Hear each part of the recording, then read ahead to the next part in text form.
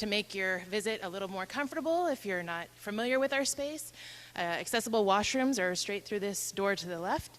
And in the back, you can access assisted hearing devices if that'll make it easier for you to hear this evening.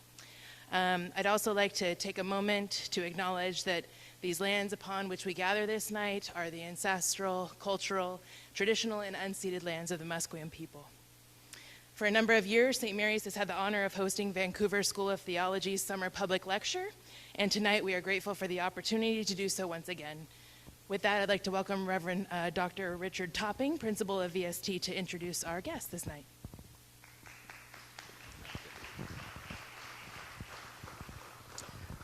We're very grateful to St. Mary's and to you, Lindsay, for welcoming us this evening. It's my honor to introduce the speaker for tonight. Professor Willie Jennings gained his BA in Religion and Theology at Calvin College in 1984. He has an MDiv from Fuller Seminary, and he did his PhD in Religion with a concentration on Theology and Ethics at Duke University, graduating in 1993. His doctoral dissertation was Reclaiming the Creature, Anthropological Vision in the Thought of Athanasius of Alexandria and Karl Barth. From 1990 to 2015, Dr. Jennings worked at Duke University Divinity School, taught theology and black church studies there, before he was appointed Associate Professor of Systematic Theology and Africana Studies at Yale in 2015. He is an ordained Baptist minister and has served as interim pastor for several North Carolina parishes. Writing in the areas of liberation theology, cultural identity, and anthropology, Jennings has authored more than 40 scholarly essays and nearly 24 reviews, as well as essays on academic administration. In 2010, Jennings published The Christian Imagination, Theology, and the Origins of Race, for which he received the American Academy of Religion Book Award in 2011 and the Grawemeyer Award in Religion in 2015, which is the largest prize for a theological work in North America. Inglewood Review of Books called the work a theological masterpiece. Jennings released recently Acts, a theological commentary on the Bible. This is in a series of theological commentaries on the New Testament.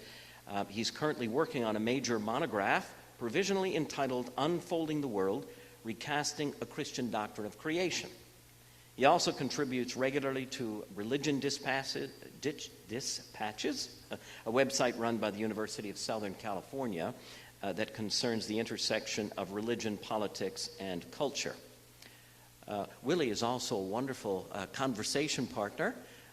Just as we turned the corner here, I turned on the map on my phone, and the woman came on to tell us and said, by the time you get there, the church will be closed. The good news is we got here and it was open. Anyhow, we look forward to Willie's lecture this evening entitled, We Are Creatures of the Living God, Helping Christians Have an Actual Doctrine of Creation. Welcome, Professor Jennings.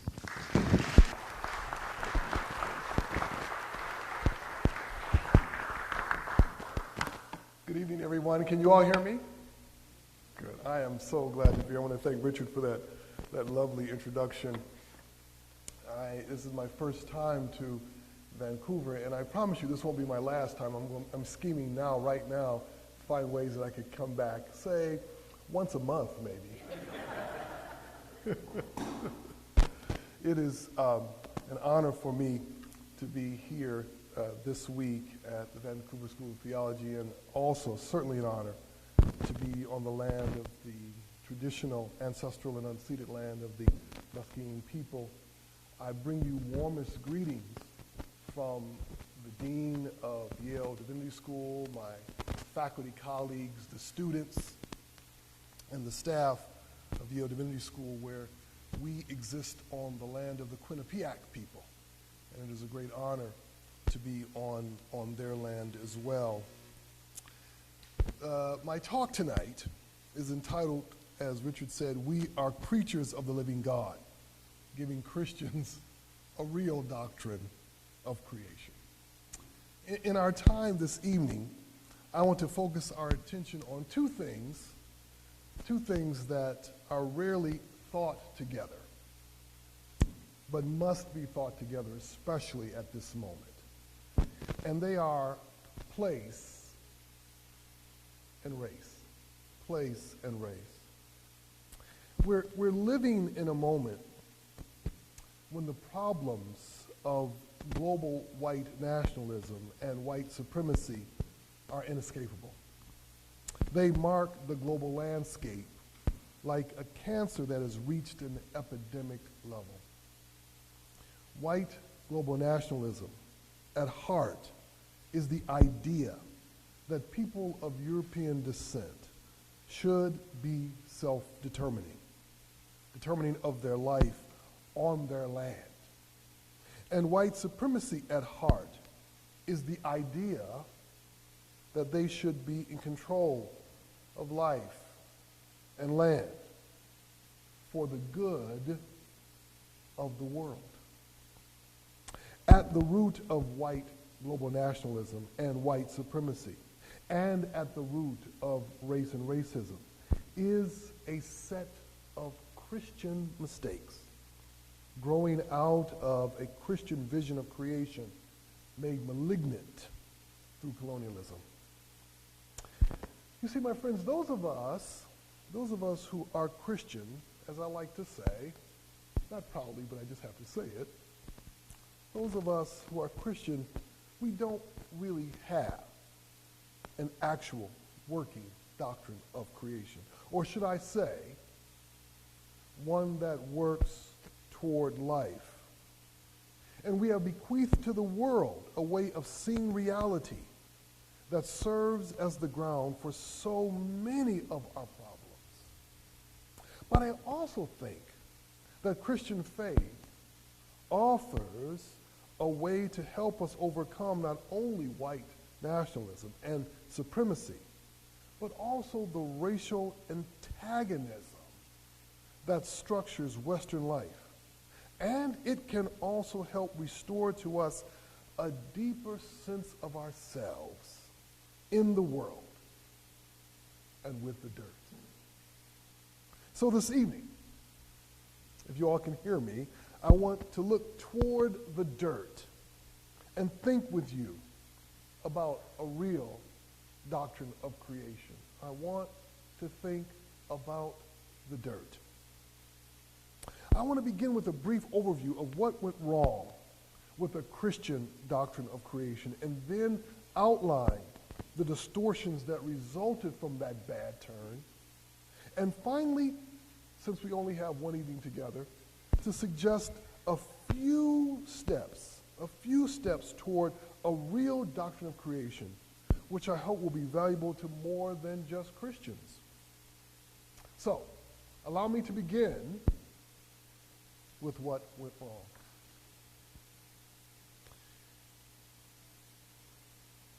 It is always about the dirt, my friends, and land, and sky, and water, and animals. There was a time, not too long ago, when people heard the land.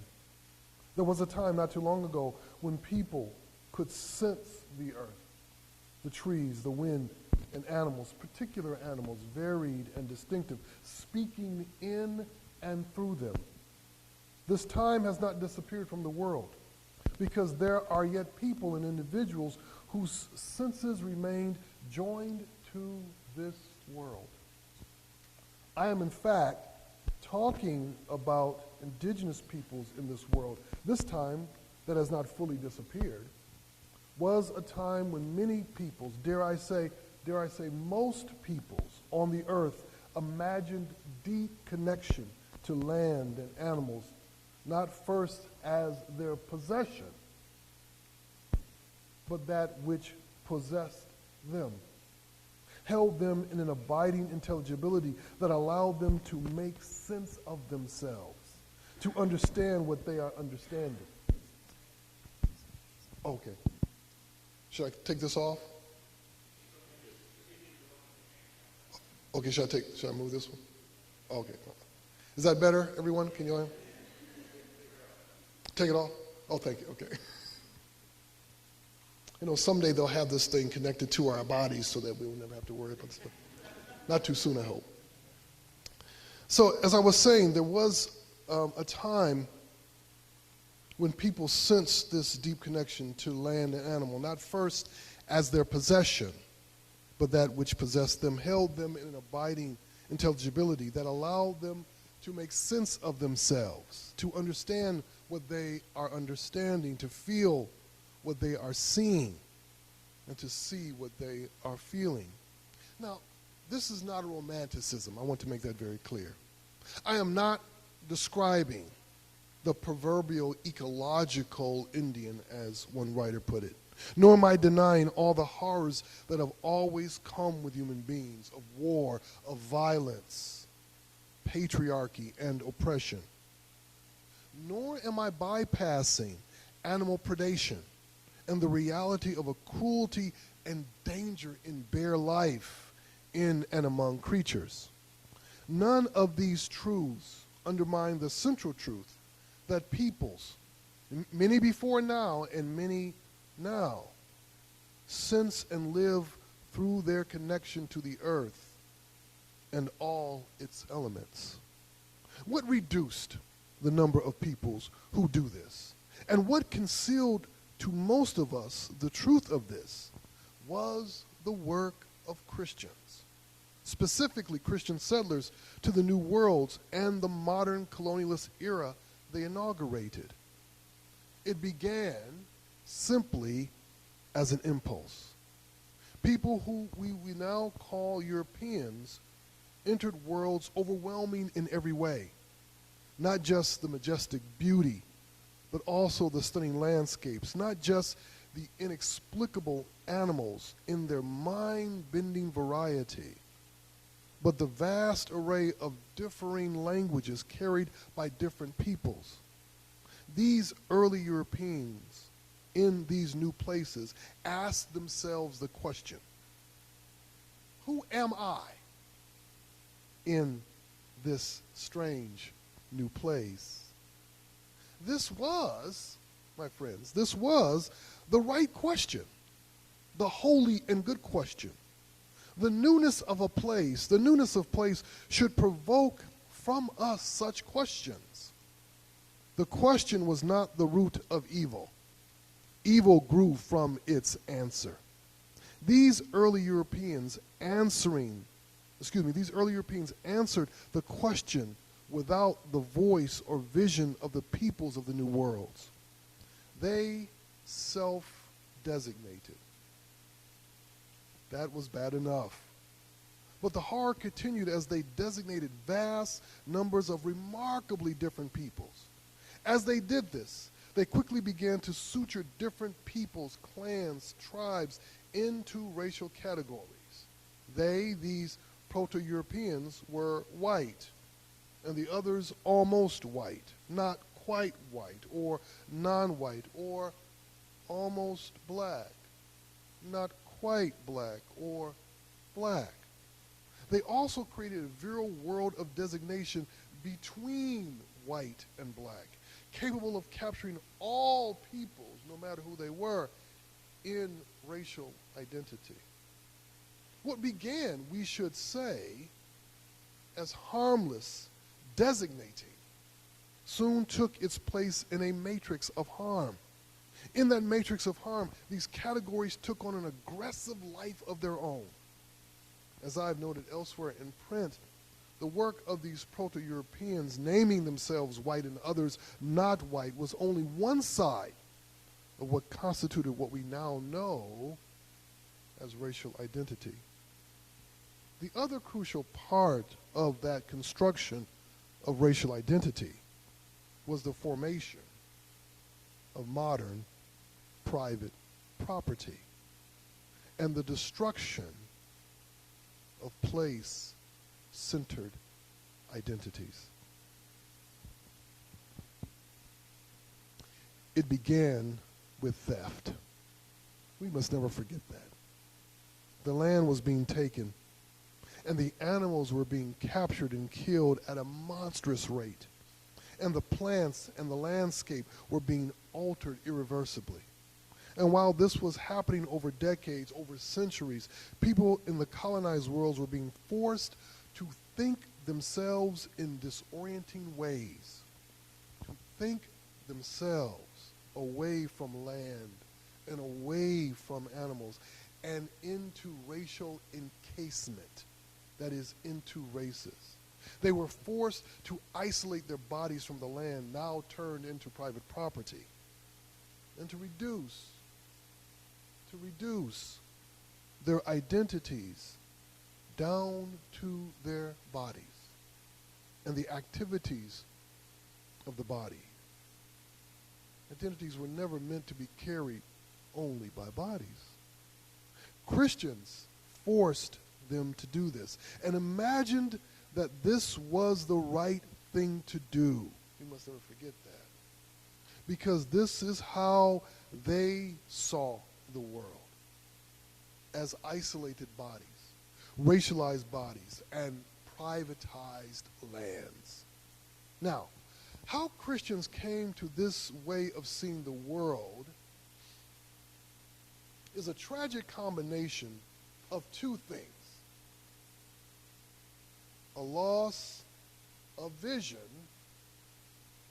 and a new vision. A loss of vision and a new vision. Colonial Christian settlers entered the New Worlds already suffering from a loss that they did not know was a loss. They had lost the crucial sense of the drama of Gentile inclusion. There was little to no sense that we Gentile Christians were people who have entered the stories of Israel, and in this way, entered the complex world of seeing their God and that God's creation. You see, we entered the world of Israel's God as second readers. Second readers. We came to see the world through their stories. They weren't our stories. We came to read the world with them and after them. We placed our various ways of seeing the world as Gentile peoples inside their ways, allowing life with this God and this God's people to refashion what we knew about the world. Not necessarily eradicate, but refashion what we knew about the world. You see, Christians from the very beginning of our faith, Christians were second readers, reading after and with a people, learning from them of God and God's world. This is where our doctrine of creation began. It began with a pedagogy of joining. By pedagogy, we simply mean a theory of learning. We begin with a pedagogy of joining, entering the story of Israel. It is also a pedagogy offered to biblical Israel in the New Testament, where they were invited to join the lives of Gentiles in new and revolutionarily intimate ways. But very early, our theologies began to dislodge Israel from being the first to see the world as the creation of their own God, and the first to lay claim to the identity of that creator and their identities as creatures.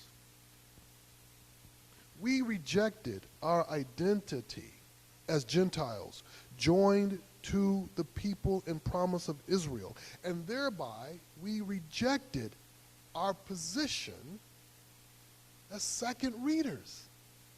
We moved Israel from first readers to second readers, and Christian reading practices became inverted so that both the scriptures and the world were read from the position of first readers. That is, as though Gentile Christians were the first eyes to behold the Word of God materialized in the quotidian realities of daily life, in food, in water, animals, earth, and sky, all illuminating the creation and the Creator. In Christian hands, first reading became exclusive reading.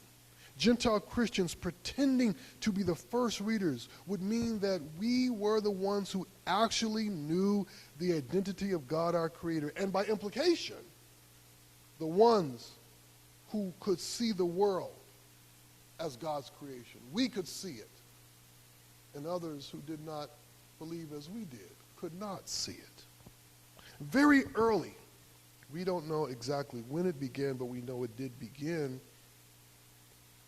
Very early Christian intellectuals began treating Jewish people and everyone else as though they did not know the Creator and did not know the creation.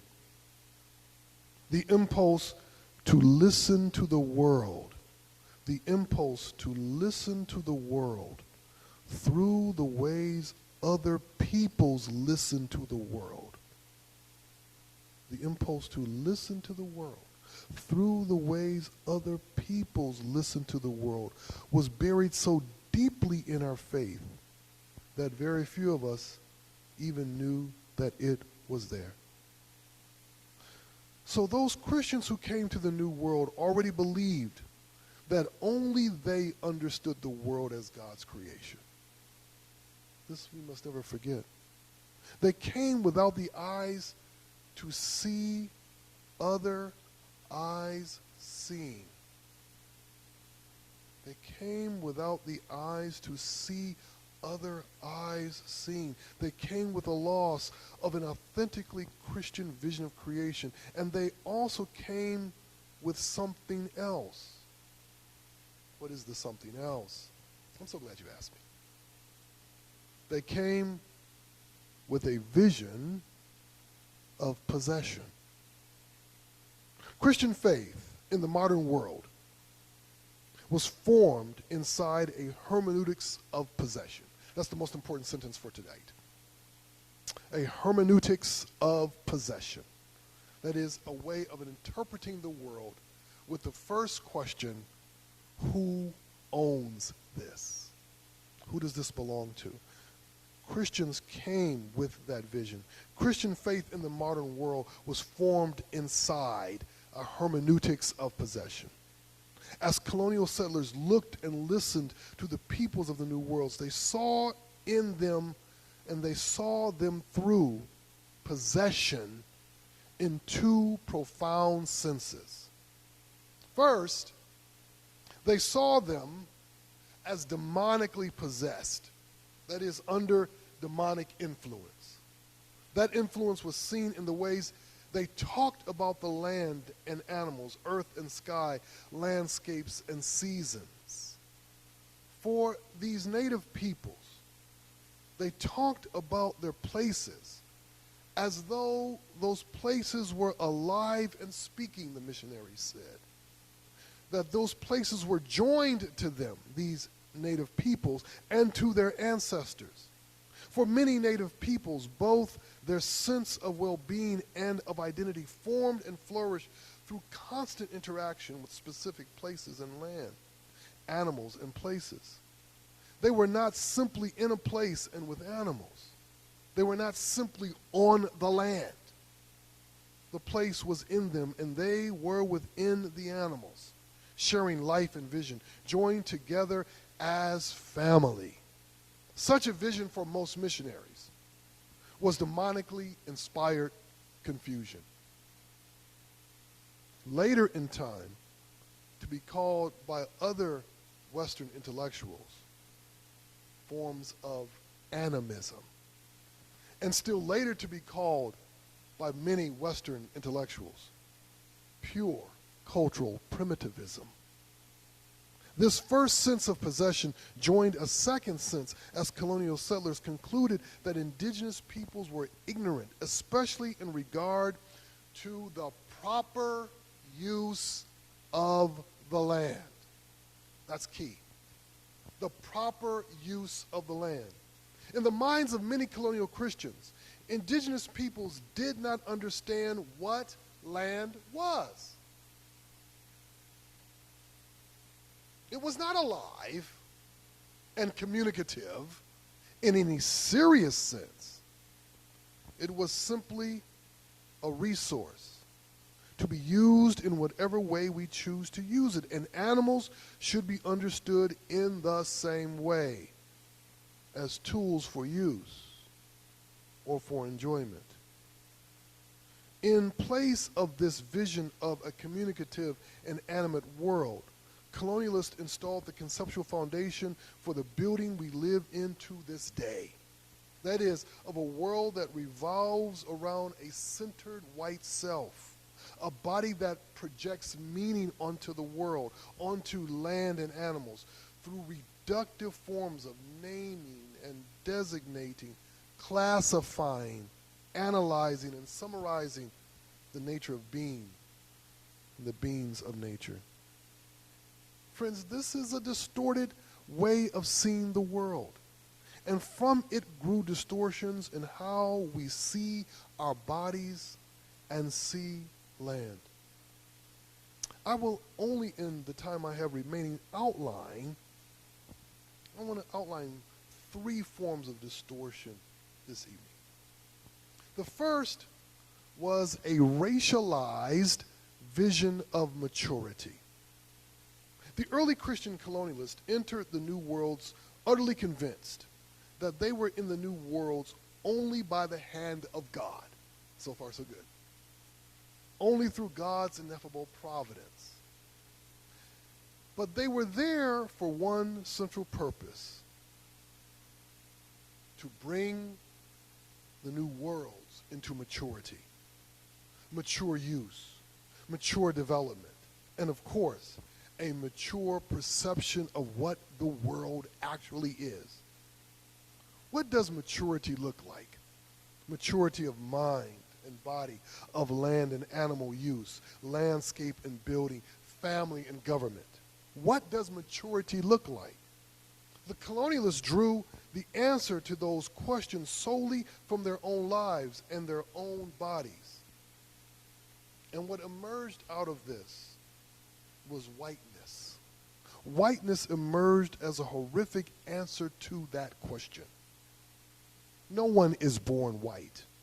There is no white biology, but whiteness is real. Whiteness is a working of forming toward a maturity that destroys. Whiteness is an invitation to a form of agency and a subjectivity that imagines life progressing toward what is, in fact, a diseased understanding of maturity. A maturity that invites us to evaluate the entire world by how far it is along toward this goal. To speak of whiteness is not to speak of particular people, but of people caught up in a deformed building project aimed at bringing the world to its full maturity. Whiteness was, from its beginning, a deformed formation toward maturity. This deformed formation toward maturity destroyed other visions of maturity. You see, the idea of maturity is not, or was not, the invention of the West. Every people had a process of becoming adult, becoming leader, entering one's calling, entering one's vocation. And for so many people, that becoming, the becoming of mature, the becoming of an adult, that becoming was aligned with the earth itself. The children become the young, then become the leaders of their people, then become the elders that guide. Then when they die, they join the eternal presence that covers the ground, flows in and with the water, moves through the air, and surrounds the people. They are invoked in story and heard in the very sounds of the earth. For so many peoples of the world, maturing required the earth, the ground, the water, the sky, the animals, days and seasons, snow or rain, sun and heat, morning and evening, stones and mountains, trees and forests, streams and rivers. Your goal in maturing was the ground. To be joined to that great number who guide your people morally and spiritually through place. The goal was the ground. But now here's the question, my friends. If all these things are taken away from you, all these things and more, if land and animal, earth and sky as they knew it are taken away, how will they become? How will people become? How will you mature? And it was taken away for so many people. The land was turned into commodity, and their bodies joined to the commodity chain. They were told your entire existence only makes sense inside one true path to maturity, from production to consumption, from making your land productive to you being able to become an intelligent, discerning consumer. This is the only site of maturity that matters. Every endeavor and every destination will only matter if it can be calibrated by and significant to global markets. People the world over were forced to abandon visions of maturity bound to place and life together with the land. The self that emerged from this new vision of maturity, global maturity if you like, is an enclosed self. One whose horizons are always focused on bringing nature and human life to mature usefulness to the market. It is a self enclosed by the commodity chain and by race. The second distortion was the creation of a geographical wound that has rendered place inconsequential for so many of us. This is the deepest colonial wound that we carry, especially in the Western world. The racial wound is a wound inside what I call the geographic wound. We cannot fully grasp the racial wound until we understand it inside the geographic wound. You see, land and wind, animal and plant, season and sunlight, they do not sound in us or through us as they should. For so many of us, we lack attunement to the world and the specific characteristics of place. This is a pain, but it is a pain sounding inside our racial pain, living in it and with it, and it is concealed through our visions of private property. We need the earth itself to help us overcome and heal us from the racial wound. I'll return to this important thought later, but what we must understand at this point is that the geographic wound grew out of the way the colonialists framed the world temporally as always in need of being moved from its potential to its full realization, from potentiality to actuality. This way of perceiving the world, as the great Native American religious scholar Vine Delory Jr. reminded us, drained the spatial realities of life of any real significance. Vine Delory Jr., his famous book, God is Red, that is not read by enough people anymore, is a crucial text in this regard. He reminded us that Native peoples, he said, were forced to think their lives temporally and not spatially once the Christian missionaries came. The Western Christianity they received taught them this crucial lesson, he said.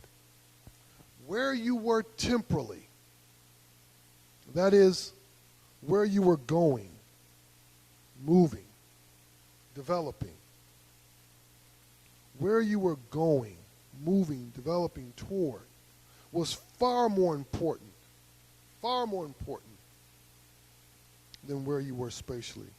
That is, where you lived, where you live now, or with what people or animals or plants or landscape you share habitation. In fact, the latter is utterly inconsequential. See it if you wish. Ignore it if you have other more important things to do. Place is inconsequential. What Deloria Jr. was pointing toward was the historic problem of a faith offered to indigenous peoples that told them that time was far more important to God than space. After all, we wait for a new heaven and a new earth. It was and is a faith that believes strongly in the time of salvation, but has never understood the space of salvation. It was and is a faith that does not yet understand the redemption of space. And there are yet many people in this world who feel and know this geographic wound, yet few see its deep connection to the racial wound. The racial wound is the body encased in race and lives foreign to imagined identity as wholly bound to isolated flesh, separated from any place and the same in every place, always a racial being, always living between whiteness and blackness, and the geographic wound that nurtures it, drawing always away from ways of being and seeing ourselves through place, and sensing our lives extended through plant and animal, river and ocean, mountain and sky. The third distortion was to render our relationship to the world one-dimensional.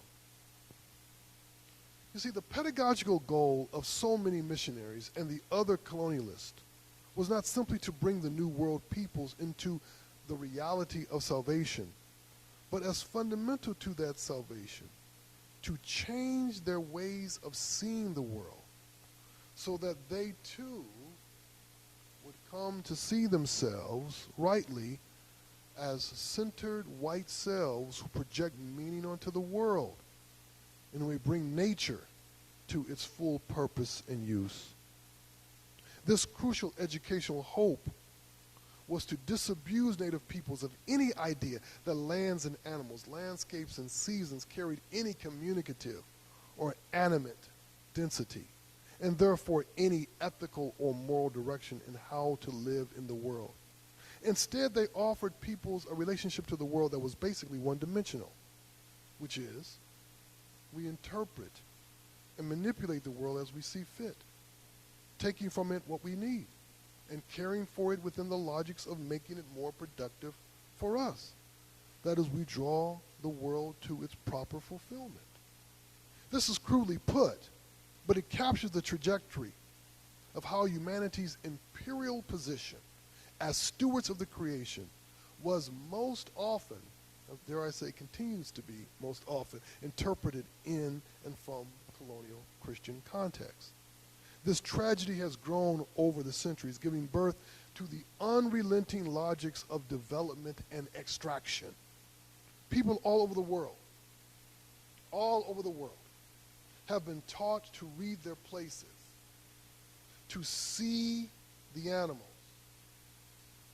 and to understand the ground, all as commodity in potential, all as subject to development and extraction. They have been taught that the world does not speak, but must always be spoken for because it is always only a possession.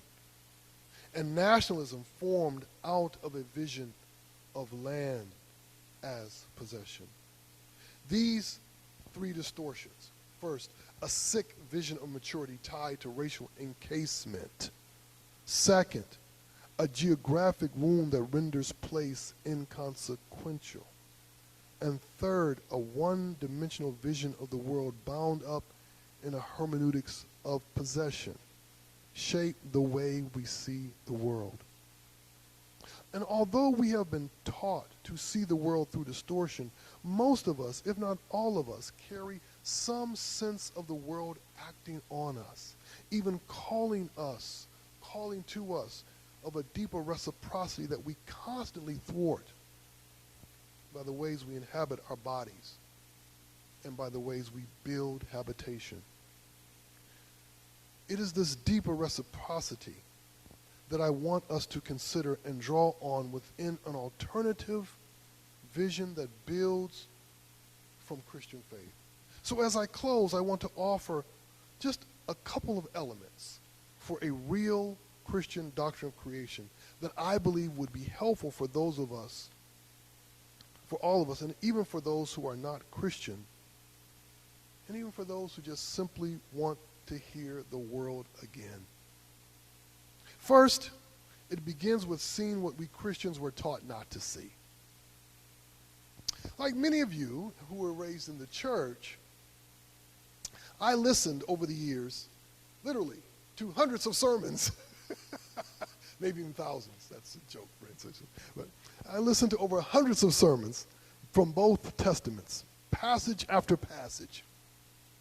But there is one type of passage I have very rarely, if ever, heard preached, found throughout the Hebrew Bible. And it's the one that goes something like this. And that is why this place is called this to this day.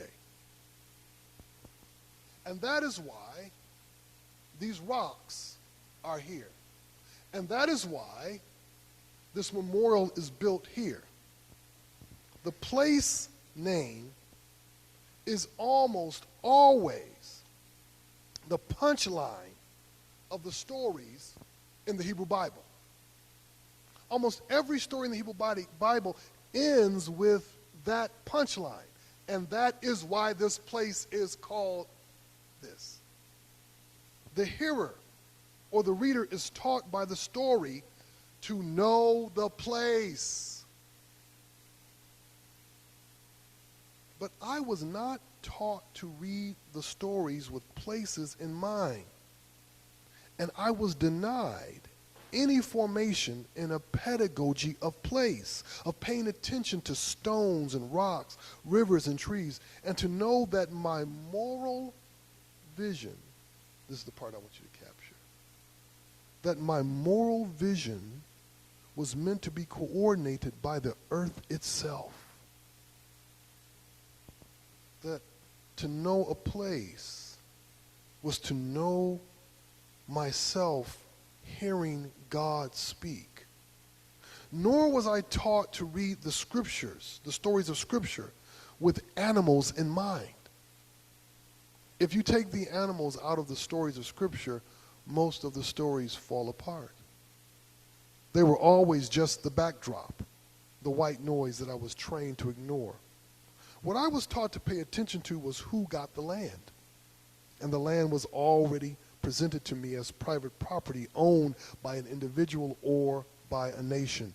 The struggle over land was the central matter that shaped the way I read the world being displayed in Scripture. And I want to suggest that we have all been educated through the geographic wound. But now we must begin to reverse that pedagogy by seeing what is present in the Bible. A God dancing and living with the land. Rather than seeing the world in the Bible as only property, only land to possess, and Israel and Israel's child Jesus as encased bodies floating across inert dirt, we need to see a God in Jesus joining us together through the dirt, on the ground. Every story he tells wholly dependent on dirt, plant, tree, animals, and life lived fully with them and in them.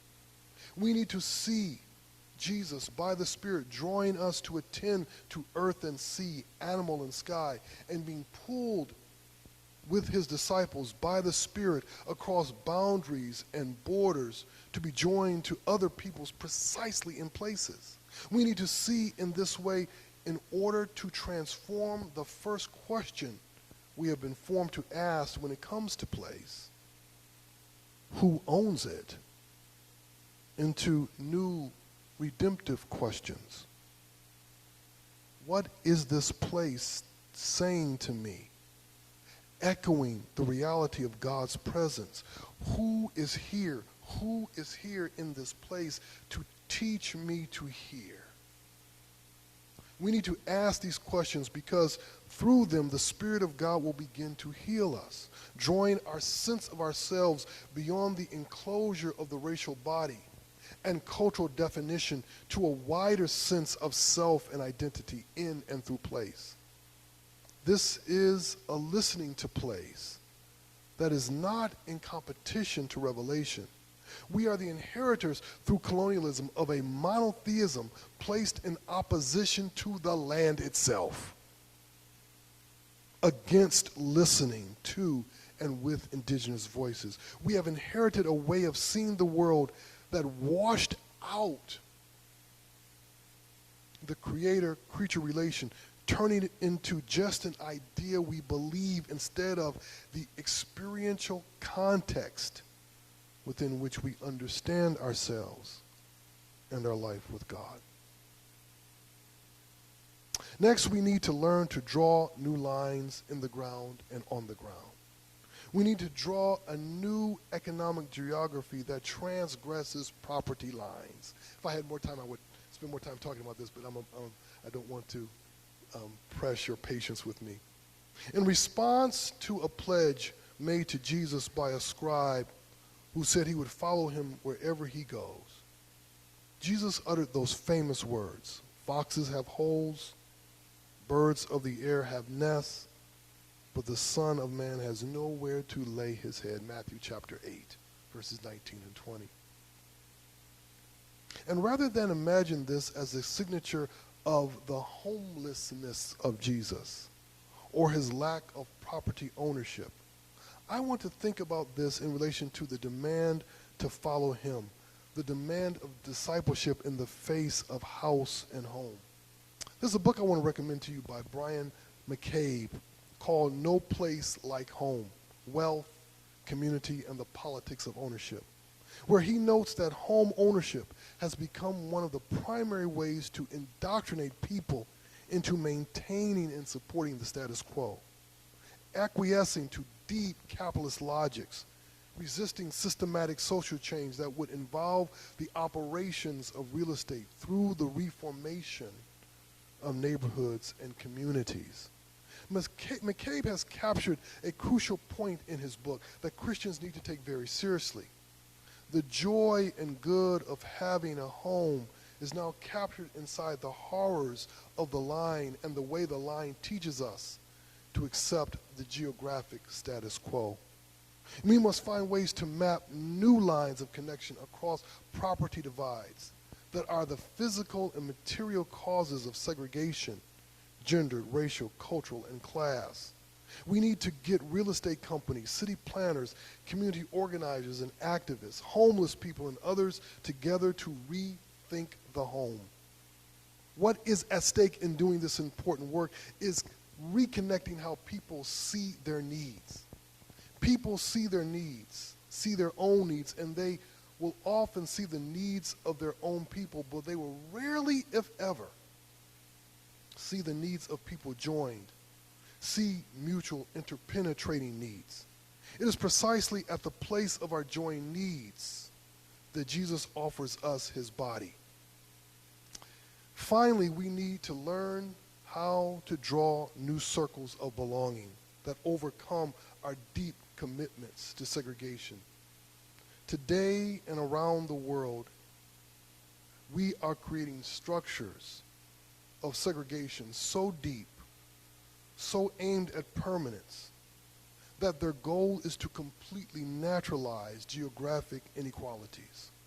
Spaces that structure our ignorance and insensitivity to the world and peoples around us are being formed alongside incarceral spaces, spaces that are intended to be prisons for people before the prison.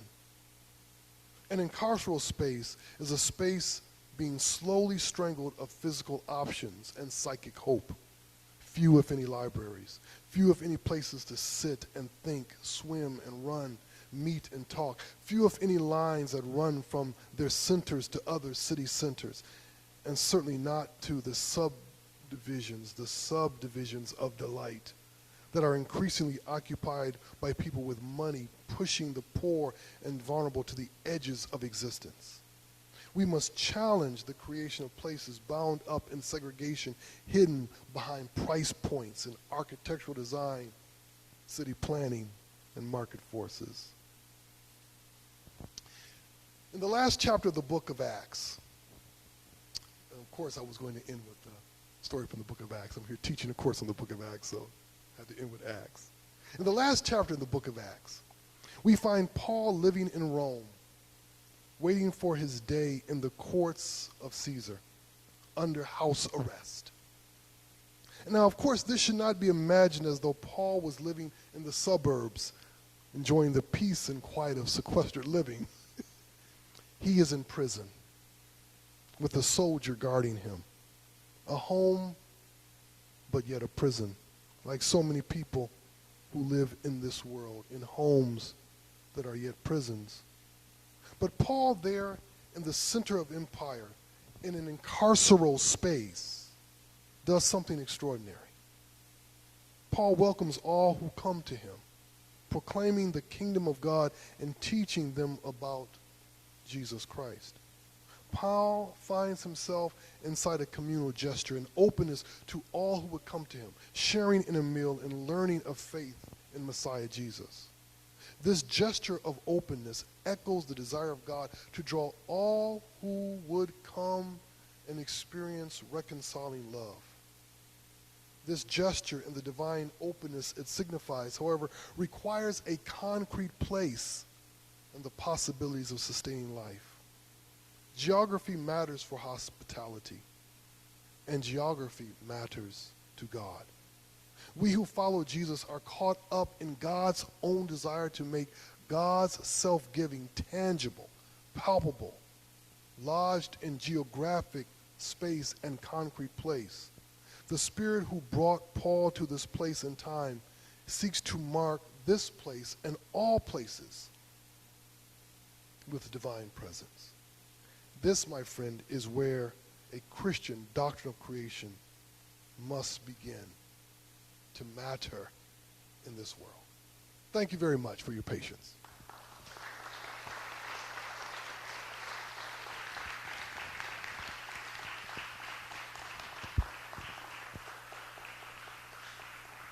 And now I get to take a few questions, so if you would, please raise your hand and stand and give us your name and your question. And thank you so much for your patience.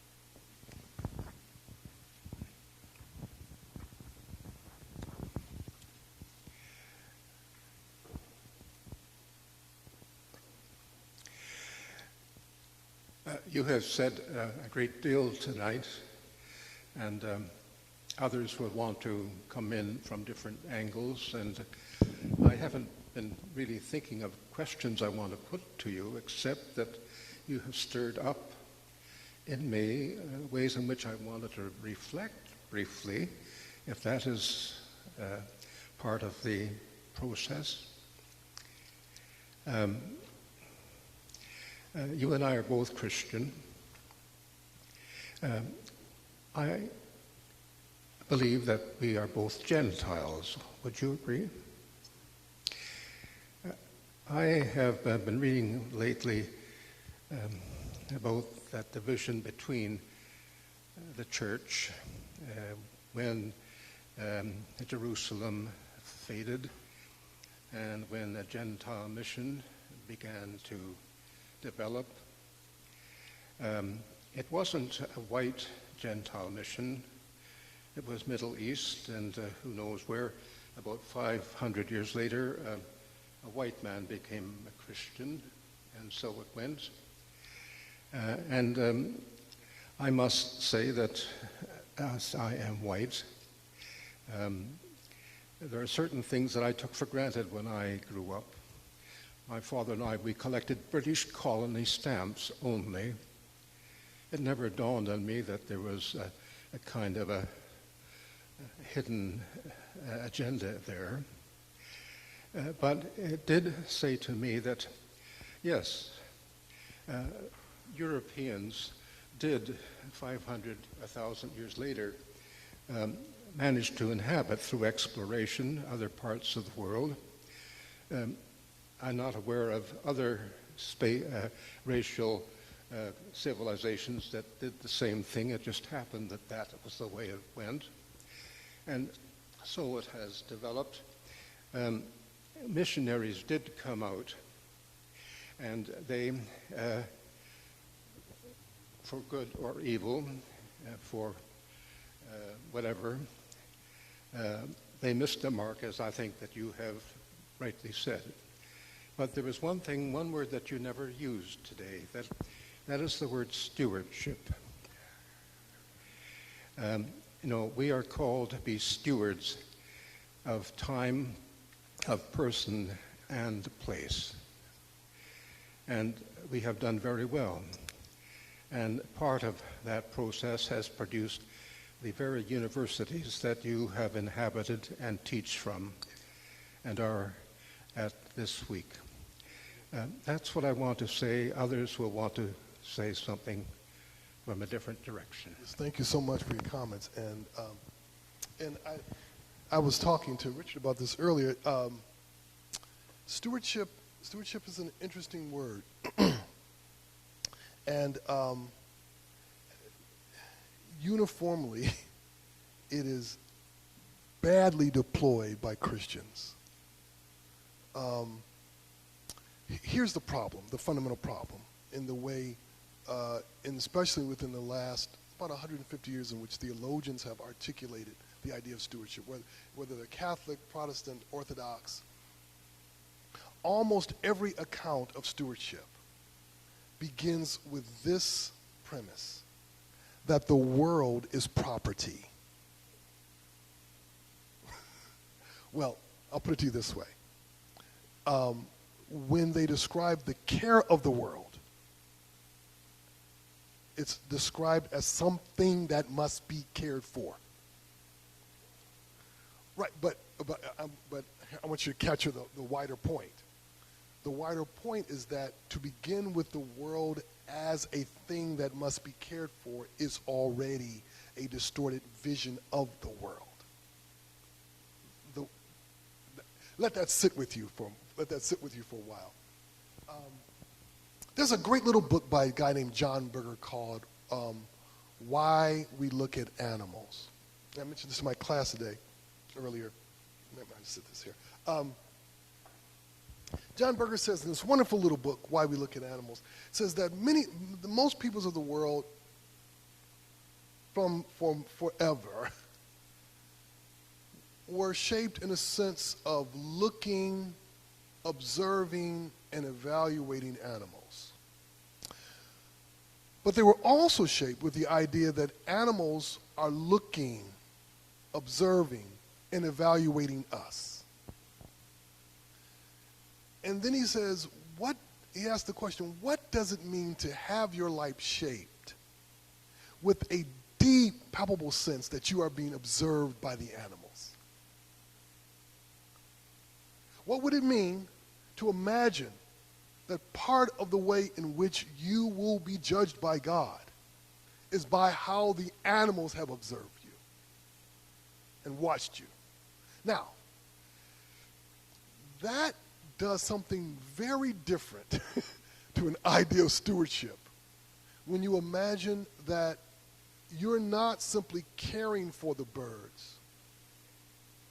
The birds are bearing witness to what you're doing, that there is a moral reciprocity with the birds and with the deer and with the land and with the water. Yeah, so it's a different thing. Now, the question about the university is a different one, and thank you, my dear brother, for that. And if we have more time, I would love to talk more about the indebtedness of our lives to the West. Yes. Hello, my name is Jason. I think a lot about place, and so this talk was wonderful. Thank you. And the place-based questions are on my mind, so I'm asking this question to both of us. Would a place-based shift, a shift from place-based, or a shift from this ethnocentric identity back to or toward a land-based identity, necessarily be any less problematic when it comes to violence and conflict. I'm thinking of Zionism and how deeply passionate Zionists are about a return to the place. And I'm also thinking about the example of Buddhism being uprooted and leaving India, because Buddhism starts in India, Right. but because their monks cultivated such a detachment from place, Yes. right, they were able to spread and move and, go wherever. And so I'm asking this question. Great question. Yeah, this place-based paradigm. Is that moving us in a good direction or just more problems? That's a great question. And so there has to be a fundamental shift in how we think about place in order to follow what I'm saying here. So it's not a question of thinking about returning to an idea of place simply by taking place more seriously. It's shifting our vision of what place actually is. So if I imagine the earth territorially, if I imagine it as possession, then no matter how seriously I take a place, I'm really taking a place seriously as a possession. If I imagine, if you will, if I imagine place as that which speaks to me, that I do not possess, but that it possesses me. If I start there, then I'm starting in a very different place. No pun intended. But of course, we have guides all around us. We have struggles all around us to help us with this. We don't have to think of this in the air. We can enter into serious conversations with indigenous peoples who are right now struggling to sustain a sense of place in the face of the vast commodification and extraction going on across the planet. So that there are people who can help us, that is, help everyone think about what does it mean to take place seriously without imagining place first inside territorial logics. Now, of course, there is a long history within theological scholarship of teaching Christians to, as I said earlier, to imagine the Bible first with land as possession. And so to try to unlearn that way of reading our faith is very difficult, but very important. So that's where we have to start. There's a hand way in the back.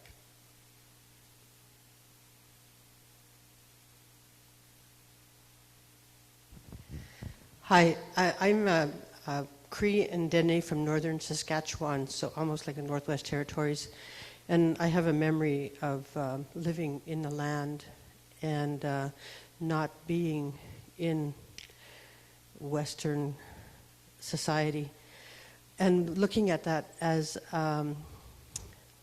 that is not our land. I was taught to walk through the bush without turning over a leaf. And the lesson was, how would you like it if a bear came in to our place, our space, and turned over our furniture? And so when you're taught that as a child, to walk through the bear's living room without turning over a leaf, and I got that when I went to Paris and I saw the Notre Dame Cathedral, and I saw the hugeness of the building and how they wanted to build a giant place for this big God that was going to last forever, and compared that to that, this untouched virgin land that we lived on here, that because of the way we were taught to live here, it was left untouched and virgin. And we were living according to the teachings of our Creator when we did that, with respect to all of our brothers and sisters.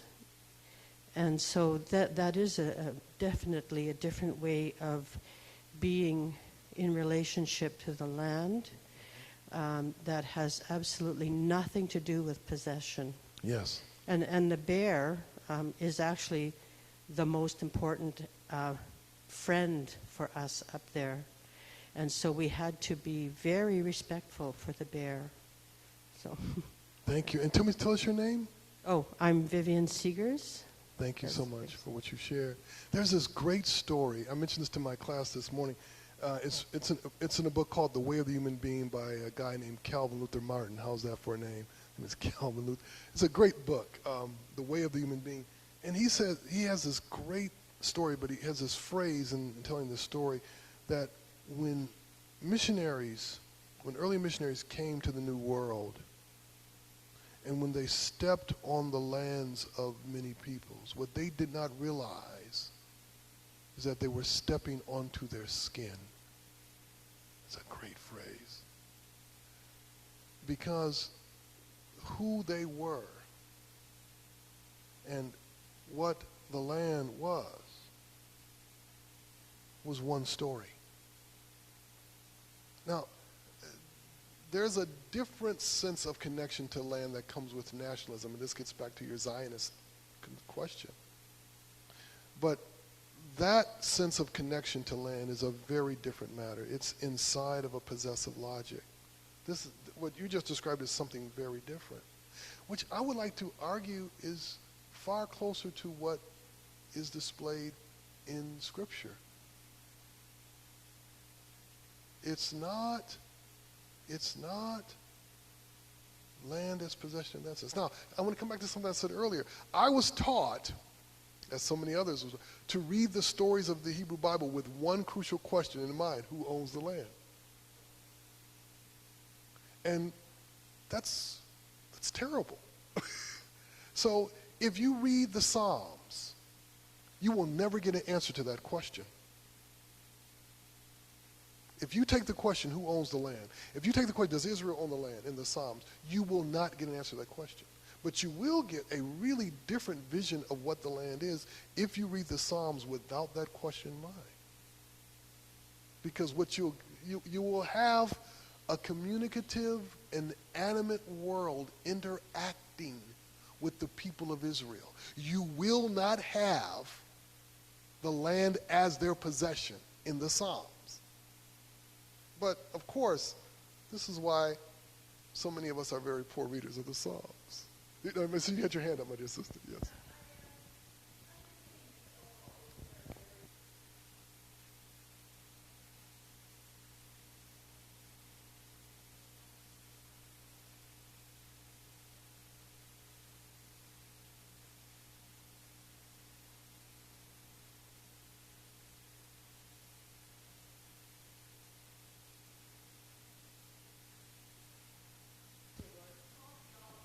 Small theology of God.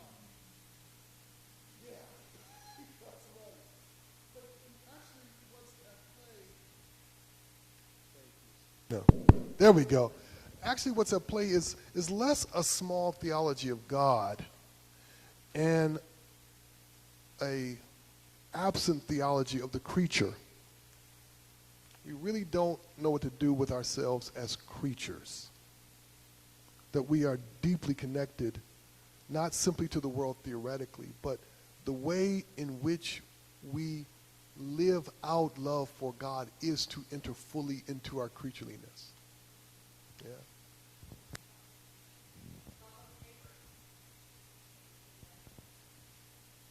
Yeah. The anthropologist Arturo Escobar, wonderful anthropologist, he said that for so many indigenous peoples, their sense of relationality is built on a sense of connectivity. Now, what he meant by that is this, that if you don't have a rich sense of connectivity to land, to place, to animals, to earth, to sky, to landscape, if you don't have a rich sense of connectivity, whatever sense of relationality you have will be hollow because it floats in the air. It has no deep grounding. So what does that mean? It means that we have been inculcated that we can literally have a neighborhood where people are living very well, prosperous, connected by inches to a neighborhood where people are really living poorly, terribly. They have nothing. And has no moral effect on us, that these two neighborhoods are right next to each other. There's no sense of connectivity. And so whatever we do relationally was going to be weak and shallow. Yeah. Now there was two hands. Okay, please. Okay, go ahead. Thank you. My name is Kofi. I'm just thinking about this. In the book of Genesis, we are told that man was created to have dominion over the earth and all the creatures and all that. The Hebrew Bible makes it very interesting. He says something like mamlaka, the word for dominion. He uses a word that is described more as a sovereign rule, like sovereign rulership. From your description of stewardship, I just want to ask, how do you reconcile the relationship between dominion as described in the book of Genesis and stewardship? That's a great question. So there's two things we always want to think about with the Genesis story. How do we come to it? This is a memo that many Christians haven't gotten. Our thinking about creation does not begin with Genesis. It never has. Our thinking about creation does not begin with Genesis. It begins with a rabbi named Jesus. And through him we are introduced to this story. Introduced to these stories. Now that's really important because the first relationship to the creation is not in that, putting that story first. That story comes inside of it. Yeah. But now, let's come to that passage. The only way we can get the kind of stewardship vision, the kind of dominion vision that allows us to extract and take what we want from the earth, as long as we are taking care of it, is if we rip that passage out of the flow of the story. And in doing so, we make everything in the story, we turn everything in the story into a commodity. So, if we come to that story, if we come to that little section of the story, after having seen the way in which the earth creature is being formed to interact with other creatures, then there is no way we can come away with an idea of dominion that means I can do with it what I want to, like it's silly putty. But the problem is that people have pulled that passage out, and what we have to ask ourselves is, what is it about that passage that's drawn so much imaginative energy? And I would submit to you that the reason that passage is drawn so much energy, so much attention, is because it has always fed beautifully into the logics of possession. That's why that passage jumps out of the story to us so much, because it underwrites precisely the hermeneutics of possession. It teaches us that the world is created for us to use, which there is no way you can get that from the story. You cannot get a world that's for us to use from the story unless you've already brought that idea to the story. But it's easy to do that, and we do it all the time. Why? Because when we will walk out of this beautiful sanctuary tonight, and when we will look out on the trees and the grass, and even though I will not go into my diatribe about grass, I have this thing, but I will leave that alone for tonight. Ask me sometime. I hate grass, but that's another. But we will walk out, and the world will not speak to us. We will not hear it. We'll observe it, but it will not speak to us in the ways that it should. Animals will not speak to us. We will not walk down the street thinking that the squirrels are watching me. The ravens are looking. It will not, that will seem foolish to us,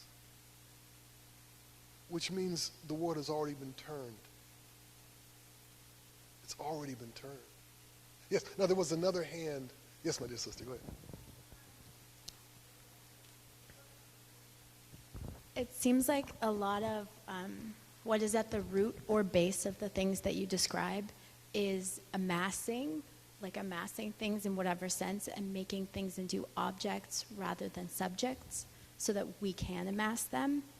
And we do this as a salve to insecurity and fear and scarcity. And I just wanted to know what you think about, like, I guess, what are the steps, or what is the role of... Yeah. What is the role of Christian leadership? I think that's a beautiful insight. We do amass things, but part of we're still inside of a very powerful legacy that many of us, we forget this. I mean, in fact, many of us have never been taught this.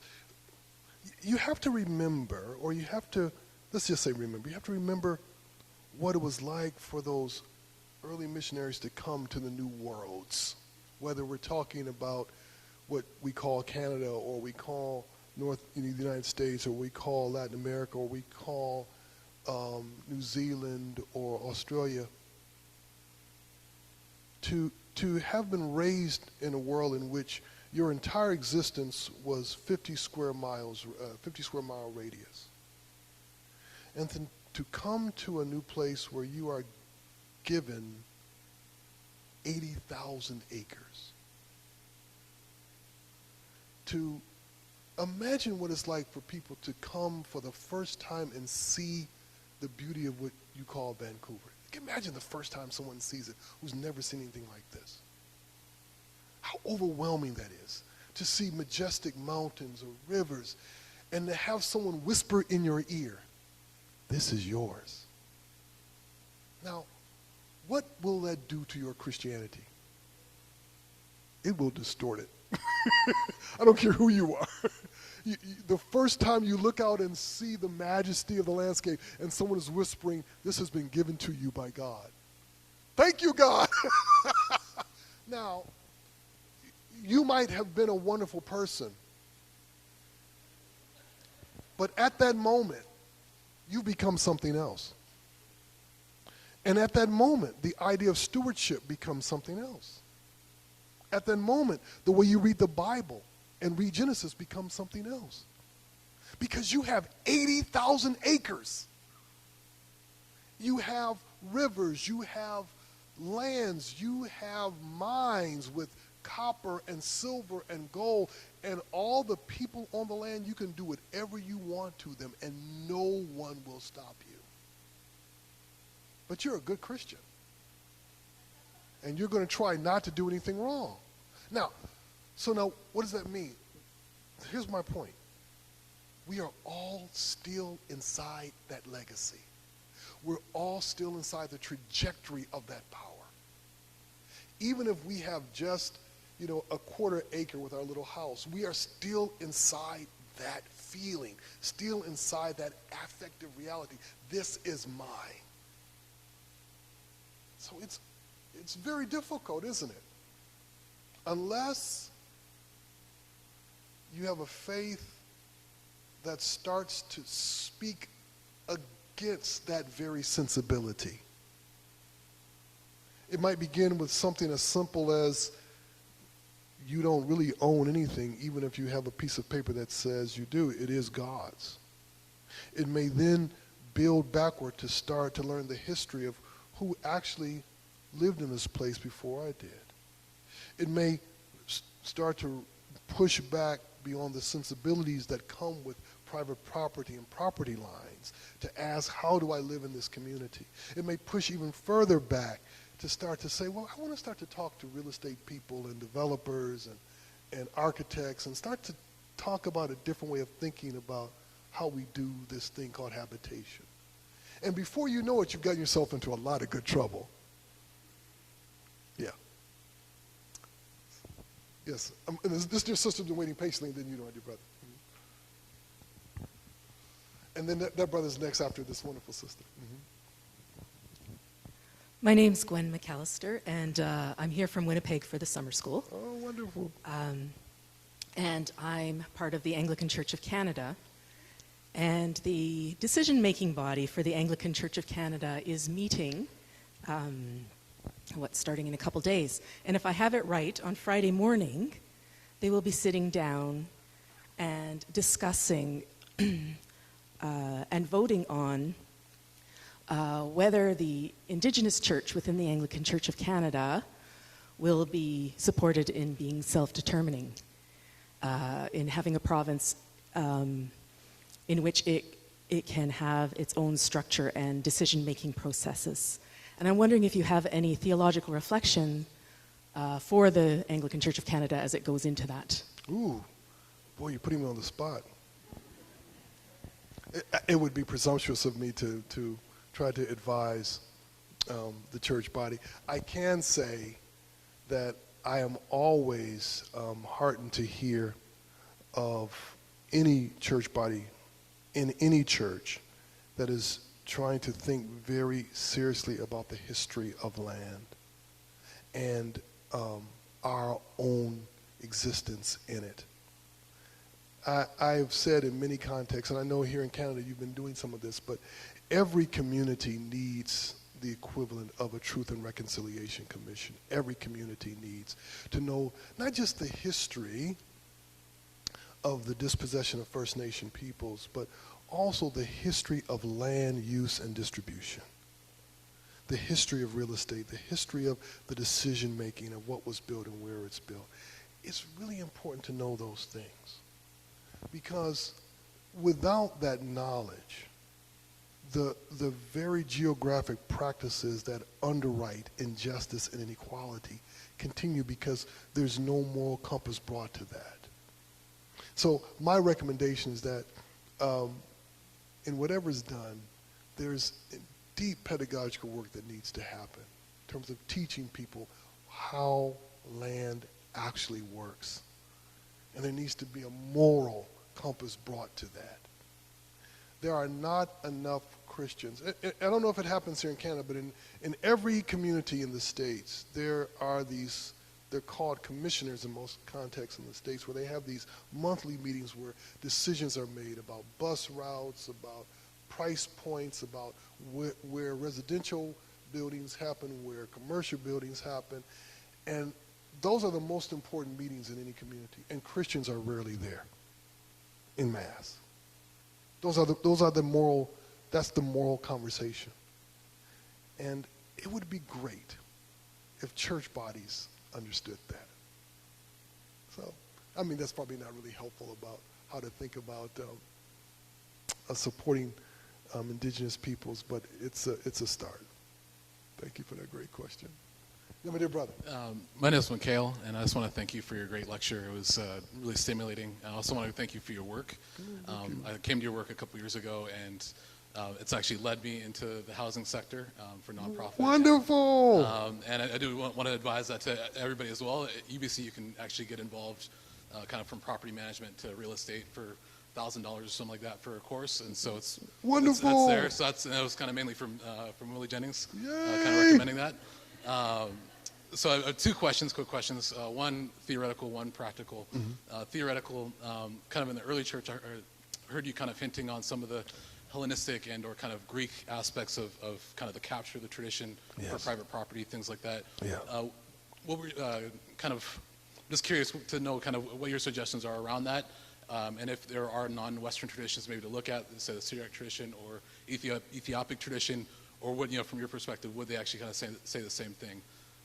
And say more about that. I mean, in terms of the history of the lack of a Gentile reading. Is that what you mean? Or kind of the colonialist aspect of Hellenism and the way we read. Kind of taking more the Western tradition from Greek-speaking churches, and then kind of the Syriac and or Eastern non-Chalcedonian churches, kind of their perspective on how they kind of reading the tradition essentially. Right. Kind of from your perspective. This is I know you have a second question, but let me just speak to this.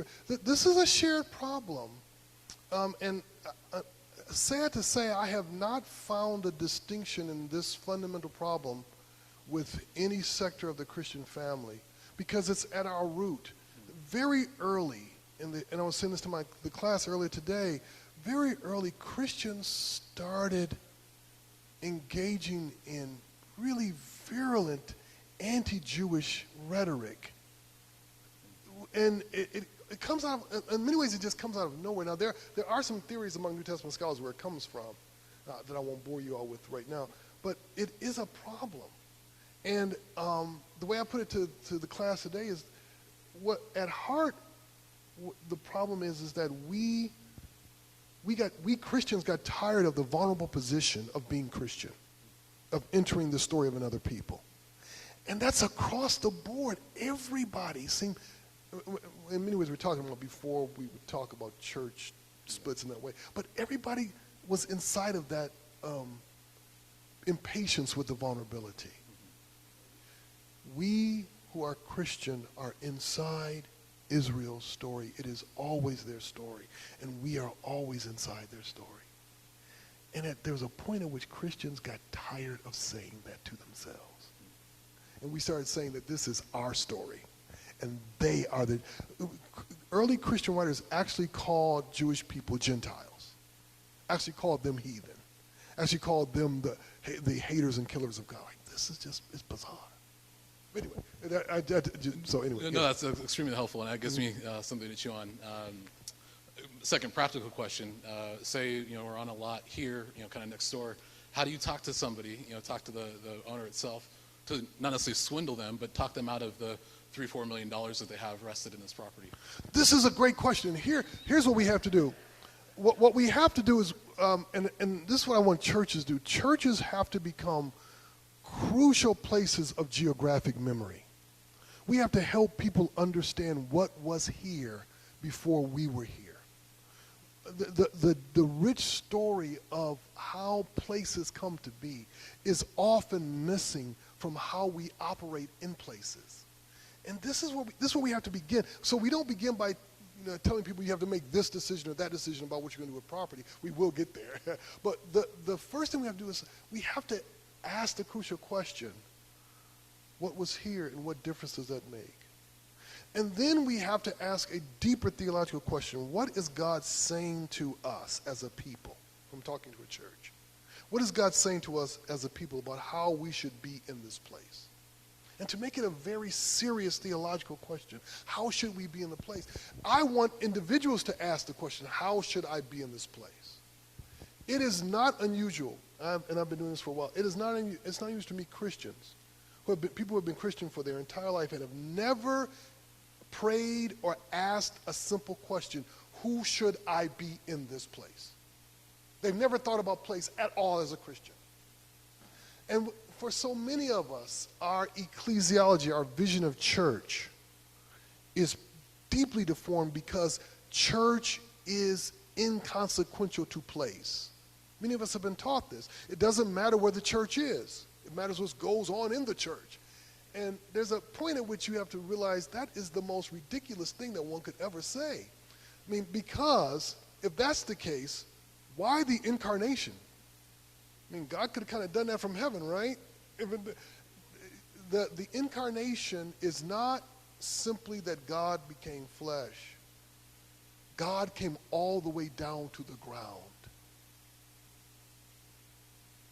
God came all the way down to the ground.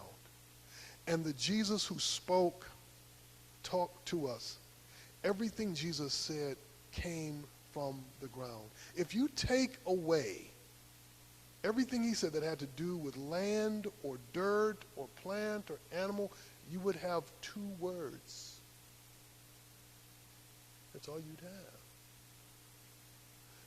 This is what's crucial for us. And so it's an important conversation to have, but we can't start at the narrow decision of what someone will do with their property.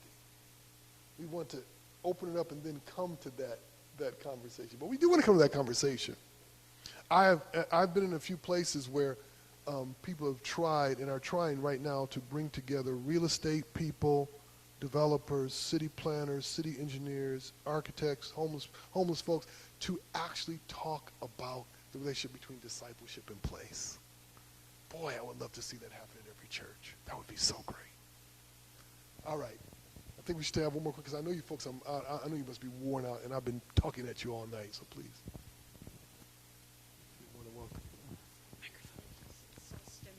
Good. Good. Thank you. My name's Frances Pitcherack, and I'm on the Vancouver School of Theology Board, and delighted to be there. I'm an appointee from the Anglican Archbishop. Oh, wonderful. One of the things, and I was raised a Roman Catholic, but I have taken many courses at VST and at the University of Alberta, faith-based courses. Mm-hmm. But a little game has been going on in my head, and I don't mean that it's a flimsy, sitting here entertaining myself lightly. I found that this became very different every time I traded the word place for space. Yes. When you were talking. And part of it has to do with some of the work that I have done.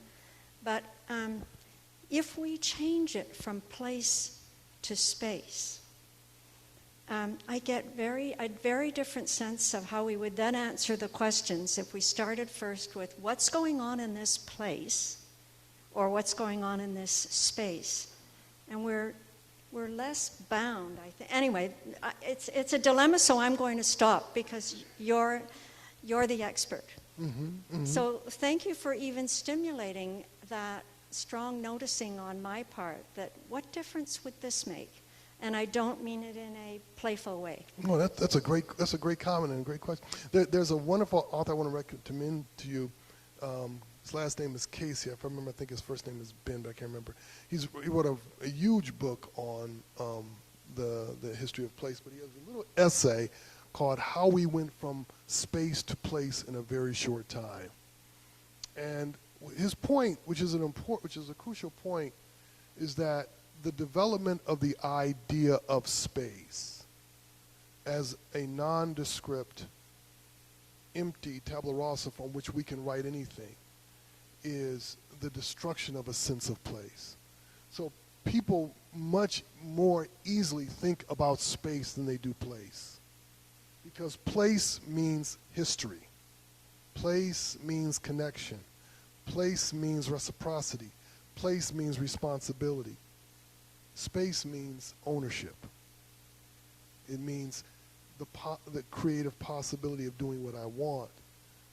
But place is a very different matter. Yeah, sure. And this, dear brother, my dear brother, I'll let you be the last question because you've been waiting patiently. Oh, thank you so much. Not so much, John. I'm a student minister with the United Church. So I just wanted to help tie up maybe some of the questions that have been asked and offer some reflection. And thank you for coming.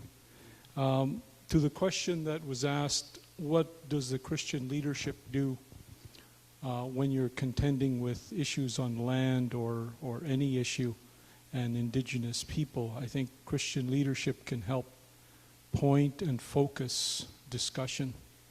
I think Christian leadership, if we look at the work of Vine Deloria, says that the churches need to take up our cause as indigenous people. Yes, sir. One of the things that the United Church has done is there's churches closing all the time. Their assets are being liquidated, and they're making those assets available to indigenous community.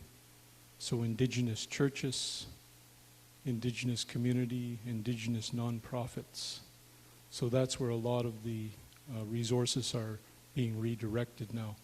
In one instance in Saskatchewan, they sold some properties, and that all went to the seminary, indigenous seminary, in this case, Sandy Soto. So those are opportunities, I think, for the church to take a look at and support indigenous theology, indigenous seminary. And then finally, I think as far as Vine is concerned, I think that there's a lot that we can do as churches, United, Anglican, Episcopal, other churches, to help drive the discussion about the importance of place. I'll maybe offer a reflection on one of our holy and sacred places in Alberta. Banff National Park is one of our holy places for the Stoney people, and we were taken out of there in the early 1800s when they created the park. So we've done reconciliation, and we've gained access to go back into the park to do our ceremonies and to collect our medicines. So this is an opportunity, I think, in working with reconciliation and working with church, with the park, with government. And we need to be more vocal about that as churches, because I think that's some of the calling that we need to do for reconciliation. So that would be part of what I offer. So I think if we redirect some of our assets to Indigenous organizations, I think it's wonderful. I think if church clergy can, or leadership can get together and work with Indigenous communities, even better. And then finally, the importance of place, in our case, a holy mountain we cannot move. So if we look at Western society, we could sell this place, put up condos and make a fortune. When you have an Indigenous holy mountain, you cannot move. It's there. And so that's the importance of place. It cannot be moved. Thank you very much. And thank you all for your patience. Thank you so much.